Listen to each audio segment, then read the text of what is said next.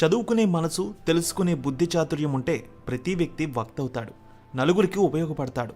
అతడు నాయకుడు కూడా కావచ్చు, ఉపాధ్యాయుడు అవ్వచ్చు, ఒక పై స్థాయి అధికారి అవ్వచ్చు, దేశ ప్రగతికి తోడ్పడతాడు.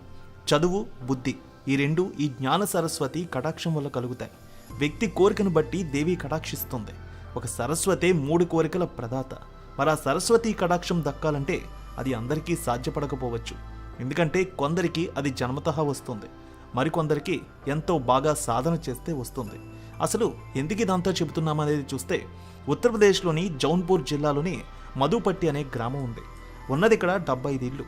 అందులో 47 మంది ఐఏఎస్ అధికారులు ఉన్నారంటే నిజంగా ఆశ్చర్యం కలుగుతుంది. ఆ గ్రామం గురించి చెప్పాలంటే ఇంట్రడక్షన్ గురించి ఎంత చెప్పినా తక్కువే. ఆ గ్రామం సరస్వతి పుత్రుల నిలయమనే చెప్పాలి. దేశ సేవలో మా గ్రామ యువకులు అంటూ మురిసిపోతూ ఉంటారు ఇక్కడ జనం. ఇంటర్మీడియట్ నుంచే టార్గెట్ వాళ్ళకి సివిల్ సర్వీసెస్. తమ లక్ష్య సాధనకు నిరంతర ప్రయత్నం చేసి తమ విజయం ఇదే అంటారు ఈ యువ ఐఏఎస్లు. ఆ ఊరి గ్రామస్తులు చెప్పిన దాని ప్రకారం చూస్తే, ఆ ఊరి నుంచి మొదటిసారి ముస్తఫా హుస్సేన్ ఐఏఎస్గా పాస్ అయ్యారు. ప్రముఖ కవి వామిక్ జన్పూరి కుమారుడైన హుస్సేన్ 1914లో యూనియన్ పబ్లిక్ సర్వీస్ కమిషన్ పరీక్ష పాస్ అయ్యారు.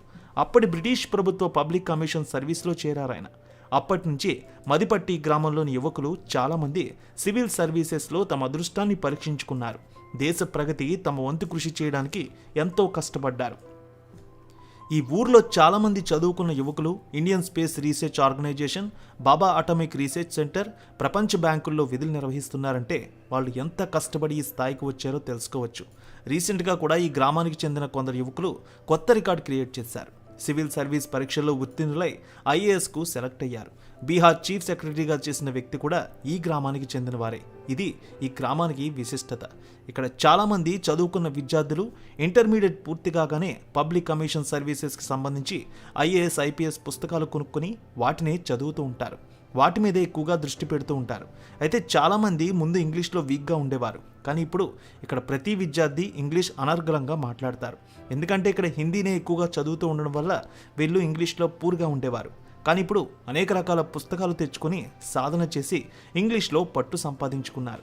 ఎప్పుడు సివిల్ సర్వీసెస్ పరీక్షల కోసం ఇక్కడ వందల సంఖ్యలో ప్రిపేర్ అవుతూ ఉంటారు జనం. ఇక్కడ ఉండే ఉపాధ్యాయులు కూడా ఇదే విషయాన్ని చెప్తూ వాళ్ళని సివిల్ సర్వెంట్లుగా మారుస్తూ ఉన్నారు.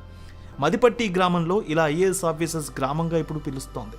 దేశంలోనే ఓ గొప్ప విశిష్టత సంపాదించుకుంది. అయితే ఇలాంటిదే మరో గ్రామం ఉంది. గాజీపూర్ జిల్లాలోని గమార్ గ్రామం. ఇది ఆర్మీ గ్రామంగా చెబుతూ ఉంటారు. ఎందుకంటే ఇక్కడ ప్రతి ఇంటి నుంచి ఒకరు ఇండియన్ ఆర్మీలో విధులు నిర్వహిస్తున్నారు. వీళ్ళందరినీ చూస్తే నిజంగా ఎంతో గర్వంగా ఉంటుంది. వీరంతా గ్రేట్ అని అనిపించుకుంటున్నారు. దేశ సేవలో ముందుకు వెళ్తున్నారు. నిజంగా వీరికి మనం హ్యాట్స్ ఆఫ్ చెప్పాల్సిందే.